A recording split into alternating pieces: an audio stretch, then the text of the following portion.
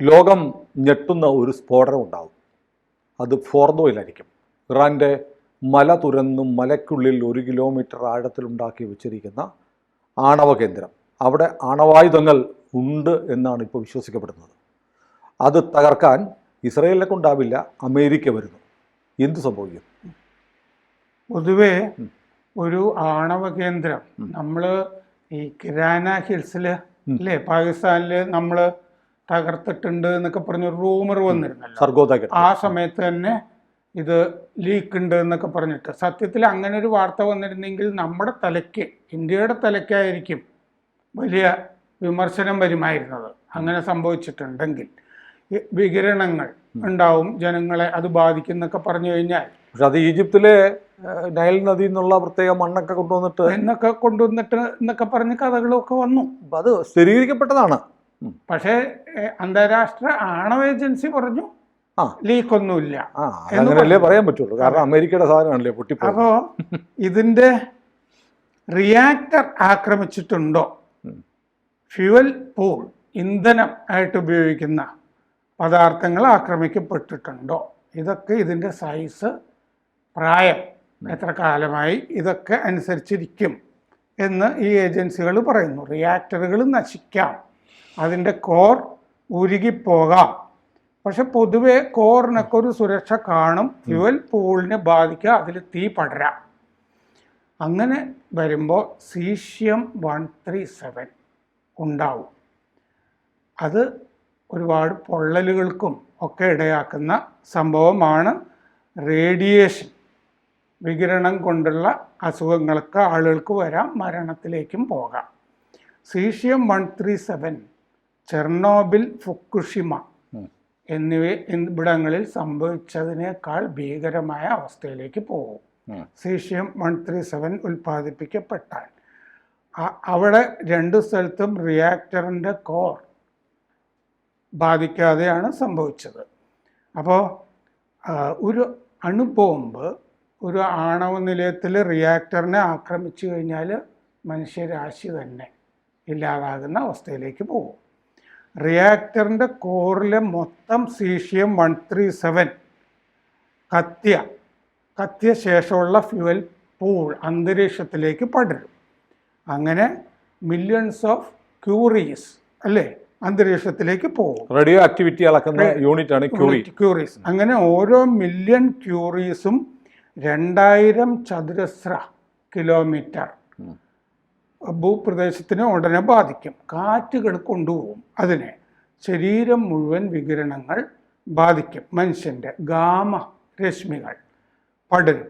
വെള്ളത്തിനെ, ആഹാരത്തിനെ ഒക്കെ ബാധിക്കും. ക്യാൻസർ മുതൽ എന്ത് അസുഖങ്ങളും ആളുകൾക്ക് വരാവുന്ന അവസ്ഥയിലേക്ക് വരും. ഇങ്ങനെയാണെങ്കിൽ ഈ അമേരിക്കയോ ഇസ്രയേലോ ഇറാൻ്റെ ആണവ കേന്ദ്രം തകർത്താൽ ഇങ്ങനെയൊക്കെ സംഭവിക്കുമെങ്കിൽ തകർക്കാതിരിക്കുമല്ലേ നല്ലത്? അതാണ് നല്ലത്. അപ്പം നദാൻസിൽ എന്താണ് സംഭവിച്ചത്?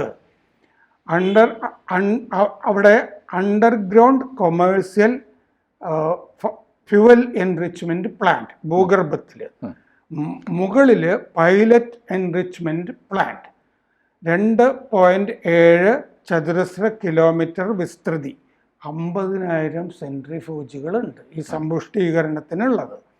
അപ്പോൾ ഇപ്പോഴത്തെ ആക്രമണം ഓവർഗ്രൗണ്ട്, മുകളിലാണ് നടന്നിരിക്കുന്നത് എന്നാണ് വിവരം. എൻറിച്ച്മെൻറ്റ് ബിൽഡിങ്ങിൻ്റെ. ഇനി രാജ്യാന്തര ആണവ ഏജൻസിയുടെ മേധാവി റഫേൽ ഗ്രോസി പറഞ്ഞിരിക്കുന്നത് മുകളിലെ പൈലറ്റ് ഫ്യൂവൽ എൻറിച്ച്മെൻറ്റ് പ്ലാന്റ് ആണ് ആക്രമിച്ചിരിക്കുന്നത്, ആക്രമണത്തിൽ കുഴപ്പം പറ്റിയിരിക്കുന്നതെന്നാണ്. അത് യുറേനിയം 60% ആയിരുന്ന ഒരു സ്ഥലമാണ്. അത് യുറേനിയം 235 ആക്കുന്ന പരിപാടി മുഴുവൻ നശിച്ചു പോയിട്ടുണ്ട്. ആ വൈദ്യുതി അവിടുത്തെ മുഴുവൻ പോയിട്ടുണ്ട്. പക്ഷെ ഭൂഗർഭത്തിൽ ആക്രമണം ഏറ്റിട്ടില്ല എന്ന് ഏജൻസി പറയുന്നു. ഭാഗിക pilot fuel enrichment plant plus main fuel enrichment plant ഇതിനെ ബാധിച്ചിട്ടുണ്ട്. അപ്പോൾ കാസ്കേഡ് ഹാളിലെ വൈദ്യുതി ഇല്ലായ്മ സെൻട്രിഫ്യൂജുകളെ ബാധിച്ചിരിക്കാം. അവിടെ 70 സെൻട്രിഫ്യൂജ് കാസ്കേഡുകളാണ് നദാൻസിലുള്ളത്. ഇത് രഹസ്യമായിരുന്നു. 2009 ഇങ്ങനെ നദാൻസിൽ ഇങ്ങനെ ഒരു ആണവ കേന്ദ്രം ഉണ്ടെന്ന് ലോകം അറിയുന്നത്. ഇപ്പോൾ ഒരു റിപ്പോർട്ട് കാണുന്നത് 2023 വരെ ഉള്ള അനുസരിച്ച് അവിടെ 83.7% വരെ ഇവർ യുറേനിയം സമ്പുഷ്ടീകരിച്ചിരുന്നു എന്നാണ് പറയുന്നത്. അതുകൊണ്ടാണ് ഈ 9 അണുബോംബ് ഉണ്ടാക്കാൻ പറ്റും. ഇറാന്റെ കയ്യിലുണ്ട് എന്ന് എന്നൊരു സംശയം ഇപ്പൊ തന്നെയുണ്ട്. കാരണം ഈ അബുദാബിയിലൊക്കെ നമ്മുടെ അംബാസഡർ ആയിരുന്ന KC സിംഗ് എഴുതിയ ലേഖനത്തിൽ പറഞ്ഞിട്ടുണ്ട്. ഇന്നലെ മാത്രമല്ല സാർ ശ്രദ്ധിച്ചോണ്ടിരിക്കില്ല, റഷ്യ ടുഡേയിൽ ഒരു വാർത്ത വന്നു. റഷ്യ ടുഡേയിലെ വാർത്ത എന്ന് പറഞ്ഞാൽ ഇറാൻ നിരീക്ഷിക്കുന്നുണ്ട്, അത് മൊസാദ് ഇറാനിൽ തന്നെയുണ്ട്, ഇസ്രായേൽ നിരീക്ഷിക്കുന്നുണ്ടായിരുന്നു ഇറാൻ്റെ കാര്യങ്ങൾ. അപ്പോൾ ഇറാനിൽ അസ്വാഭാവികമായ ചില നീക്കങ്ങൾ കണ്ടു. ആ നീക്കങ്ങൾ എന്ന് പറഞ്ഞാൽ ഇസ്രായേലിന് നേരെ ഒരാണവാക്രമണം നടത്താൻ വേണ്ടി ഇറാൻ ചില നടപടികൾ നടത്തുന്നതായി കണ്ടു. അതേ തുടർന്ന് അതിനു മുമ്പ് കയറി അടിച്ചതാണ് എന്നാണ് ഇപ്പോൾ പറയപ്പെടുന്നത്. അത് മറ്റേ ടൈംസ് ഓഫ് ഇസ്രയേലിലും ഒക്കെ പ്രസിദ്ധീകരിച്ചിരുന്നു. അതുകൊണ്ടാണ് ഇപ്പൊ അടിച്ചത്. ഇവര് ബോംബ് ഉണ്ട്, ഇവരുടെ ഇടാൻ പോവുകയാണ്, അതുകൊണ്ട് ഇപ്പൊ ആക്രമിച്ചതാണെന്നൊരു റിപ്പോർട്ട് ഉണ്ട്. പല സ്ഥലത്തും അത് വന്നിട്ടുണ്ട്. അതെ, അത് വന്നിട്ടുണ്ട്, അങ്ങനെ റിപ്പോർട്ട് ഉണ്ട്. പക്ഷെ അത് സ്ഥിരീകരിച്ചിട്ടുണ്ടോ എന്നറിയില്ല. അങ്ങനെ റിപ്പോർട്ട് ഉണ്ട്. എന്തായാലും അത് അറിഞ്ഞിട്ടാണ് ഇസ്രായേൽ ഇപ്പോൾ പണി കൊടുത്തത് എന്ന് വന്നിട്ടുണ്ട്.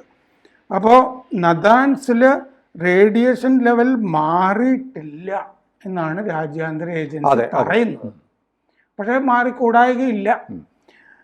പിന്നെ ഇസ്ഫഹാനിൽ യുറേനിയം കൺവെർഷൻ കേന്ദ്രം യുറേനിയം ഫ്ലൂറൈഡ് ഗ്യാസ് ആക്കി മാറ്റും. ആ കേന്ദ്രം നശിച്ചിട്ടുണ്ട് ഇസ്ഫഹാനിൽ. അത് വളരെ ഗൗരവമായിട്ട് ഈ ആണവ പദ്ധതിയെ ബാധിക്കും ഇറാൻ്റെ. പിന്നെ ഫ്യുവൽ സൈക്കിൾ വർക്ക് ചെയ്യില്ല, അത് നശിച്ചു പോയത് കൊണ്ട്. പിന്നെ ഈ ഇറാഖിലും ലിബിയയിലും ഈ രാജ്യാന്തര ഏജൻസിക്ക് വേണ്ടി പരിശോധനയ്ക്ക് പോയ American nuclear engineer Robert Kelly ആണ് പറയുന്നത് ഇത് ഈ സൈക്കിൾ വർക്ക് ചെയ്യില്ല. അതിന്റെ കഥ കഴിഞ്ഞു. സെൻട്രൽ ഇറാനിലാണ് ഇസ്ഫഹാൻ ന്യൂക്ലിയർ സ്റ്റേഷൻ ഉള്ളത്. അതെ. പിന്നെ ഉള്ളതാണ് നമ്മളീ പറയുന്ന ഫോർദോ. അതാണ് അമേരിക്ക ഉന്നം വെക്കുന്നത്. അമേരിക്ക വന്ന് തുറന്നു കൊടുത്ത് ചെയ്യേണ്ടത്. അത് തീർന്നു കഴിഞ്ഞാൽ ഏതാണ്ട് സംഗതി തീരും. ഇല്ല, ഇതിനകത്ത് മാത്രമല്ല വേറെ ചില കാര്യങ്ങളെന്ന് വെച്ചാൽ ഇപ്പോൾ വേറെയും ന്യൂക്ലിയർ പവർ പ്ലാന്റ്സ് ഉണ്ട്. ആകെ ഇറാനിൽ ആകെ ഒരു ന്യൂക്ലിയർ പവർ പ്ലാന്റ് ബുഷേഹറിലിരിക്കുന്നത്. അത് റഷ്യ നിർമ്മിച്ചു കൊടുത്തതാണ്. റഷ്യ നിർമ്മിച്ചു കൊടുത്തു 1000 മെഗാവാട്ട് വൈദ്യുതി ഉണ്ടാക്കാവുന്ന പ്ലാന്റാണ്.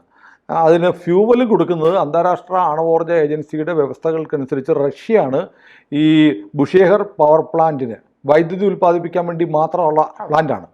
പിന്നെ അവരിപ്പോൾ ഈ പറഞ്ഞ പോലെ ഈ തെക്കൻ ഇറാനിൽ ഡാർഖോവിൻ എന്ന് പറഞ്ഞൊരു പ്ലാന്റ് ഉണ്ടാക്കുന്നുണ്ട്. 2022 തുടങ്ങിയതാണ്. 300 മെഗാവാട്ടിൻ്റെ ഒരു പ്ലാന്റാണ് പ്ലാൻ ചെയ്യുന്നത്.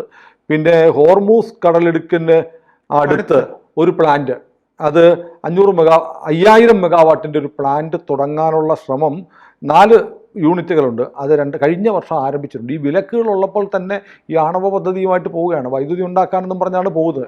ഇപ്പം നമ്മൾ ഈ ഇസ്ഫഹാൻ പറഞ്ഞപ്പോൾ അതിനോട് ചേർന്ന് ആർക്ക്, അതായത് ഗൊണ്ടാബിനടുത്താണ്, അവിടെ അരാക്ക് ആക്രമിച്ചിട്ടുണ്ട്. ഖൊണ്ടാബ് എന്ന് പറയുന്ന സ്ഥലത്താണ് ഈ അരാക്ക് ഇരിക്കുന്നത്. അവിടെ അവർ പറയുന്നത് ഹെവി വാട്ടർ റിസർച്ച് സെൻ്ററാണ്. മെഡിക്കൽ ഐസോട്ടോപ്പുകൾ ഉണ്ടാക്കുന്നു എന്നാണ് പറയുന്നത്, ഈ ക്യാൻസർ ചികിത്സയ്ക്കൊക്കെ പറ്റുന്നുള്ളത്. അവിടെയും ആക്രമിച്ചിട്ടുണ്ട്. മെഡിക്കൽ ഐസോട്ടോപ്പ് ആണെങ്കിൽ ആക്രമിക്കേണ്ട കാര്യമില്ല. അതെ, അത് ആക്രമിച്ചിട്ടുണ്ട്. പിന്നെ ഈ ടെഹ്റാനിൽ 1967 അമേരിക്ക നിർമ്മിച്ചു കൊടുത്ത ഒരു ആക്രമിച്ചിട്ടുണ്ട്. ടെഹ്റാനാണ് ഏറ്റവും ആധുനികമായിട്ടുള്ള കാര്യങ്ങൾ ചെയ്യുന്നത്. അവിടെയാണ് ശാസ്ത്രജ്ഞന്മാരൊക്കെ തട്ടിപ്പോയത്. തമാശ, ആ പ്ലാന്റ് 67 അമേരിക്ക കൊടുത്തതാണ്. അത് 1979 വിപ്ലവത്തിന് മുമ്പ് കാലത്ത് കൊടുത്താണ്. അത് F-14 ഒക്കെ കൊടുത്തു. F-14 വെച്ചിട്ടാണ് ഇപ്പോൾ അവർ പറക്കുന്നത്, പഴയ സാധനം വെച്ച്. മാത്രമല്ല, ആദ്യത്തെ ന്യൂക്ലിയർ പദ്ധതി ഇസ്രയേലാണ് ഇറാനിൽ നടപ്പാക്കിയത്. അതൊക്കെ അങ്ങനെയാണ്. ഇത് ഒരു 6 കേന്ദ്രങ്ങൾ ആക്രമിച്ചിട്ടുണ്ട്. ഇപ്പോൾ നമ്മളീ പറഞ്ഞ ഇസ്ഫഹാൻ, ഈ നദാൻസ്, ഇതൊക്കെ പ്രധാനപ്പെട്ട ബോംബ് ഉണ്ടാക്കുന്ന കേന്ദ്രങ്ങളാണ്. ഒന്നുണ്ട്, കഴിഞ്ഞ തവണ ആക്രമിക്കപ്പെട്ട പ്രാച്ചിൻ വീണ്ടും ആക്രമിച്ചിട്ടുണ്ട്. അത് ആക്രമിച്ചിട്ടുണ്ട്. എല്ലാ കേന്ദ്രങ്ങളും ആക്രമിച്ചിട്ടുണ്ട്. ഈ ഫോർദോ വിജയിച്ചിട്ടില്ല. ഫോർദോ വിജയിച്ചില്ല. ഫോർദോയിലേക്ക് എത്തിപ്പെടാൻ കഴിയാത്തതാണോ, മലയ്ക്കുള്ളിലായതുകൊണ്ട് ഒന്നും ചെയ്യാൻ പറ്റാത്തതാണോ എന്നറിയില്ല. പക്ഷെ വേറൊരു കാര്യമുണ്ട്, ബങ്കർ ബസ്റ്റർ ബോംബുകൾ ഇല്ല എന്ന് ചാനലുകൾ പറയുന്നുണ്ട്. അതൊക്കെ ആയിട്ട് അമേരിക്ക ഇറങ്ങാൻ പോകുന്നു. അതെ. പക്ഷെ മറ്റൊന്നും കണ്ടല്ലോ, ഇത് പറയുമ്പോൾ എന്തൊക്കെ പറയുമ്പോഴും ഒരു മല തുരന്ന് അതിൻ്റെ ഉള്ളിലേക്ക് 1 കിലോമീറ്ററോളം ഇറങ്ങിച്ചെന്ന് ഒരു ആണവ നിലയം ഉണ്ടാക്കുന്നു. എന്നിട്ട് അമേരിക്കയുടെയും ഇസ്രയേലിൻ്റെയും ഒക്കെ ചാരക്കണ്ണുകൾക്ക് അത് കണ്ടുപിടിക്കാൻ ഇക്കാലം അത്രയും കഴിഞ്ഞില്ല. നിർമ്മാണം പൂർത്തിയായി കഴിഞ്ഞപ്പോഴാണ് ഇങ്ങനൊരു സാധനം ഉണ്ടെന്ന് 83% ഒക്കെ ആയപ്പോഴാണ് കണ്ടെത്തിയത്. സമ്പുഷ്ടീകരണം 9 ബോംബ് ഉണ്ട്. 60% വരെയൊക്കെ ആയുള്ളൂ. 60% ആയി കഴിഞ്ഞാൽ പറഞ്ഞുകൊണ്ടിരിക്കുന്നതാണ്. 83%, 83.7%, 84%. 90 ഒക്കെ ആയിക്കഴിഞ്ഞാൽ തീർന്നു. 90 ആയാൽ മതി. പക്ഷെ ഈ 83-ലൊക്കെ വെച്ചിട്ട് ബോംബ് ഉണ്ടാക്കാം. അതിന്റെ പ്രഹരശേഷി കുറവായിരിക്കുന്നു മാത്രമേ ഉള്ളൂ. 9 ബോംബ് ഉണ്ട് എന്ന റിപ്പോർട്ടുകൾ ഉണ്ട്. അത് അറിഞ്ഞു എന്നുള്ളതാണ് ഇസ്രായേൽ പറഞ്ഞത്. ഞങ്ങൾ ആക്രമിക്കാൻ കാരണം അതാണ്. ആ റിപ്പോർട്ടുണ്ട്. കൂടുതൽ വാർത്തകളും വിശേഷങ്ങളും നിങ്ങളിലേക്ക് എത്താൻ ABC മലയാളം സബ്സ്ക്രൈബ് ചെയ്യുക, ബെൽബട്ടനും അമർത്തുക.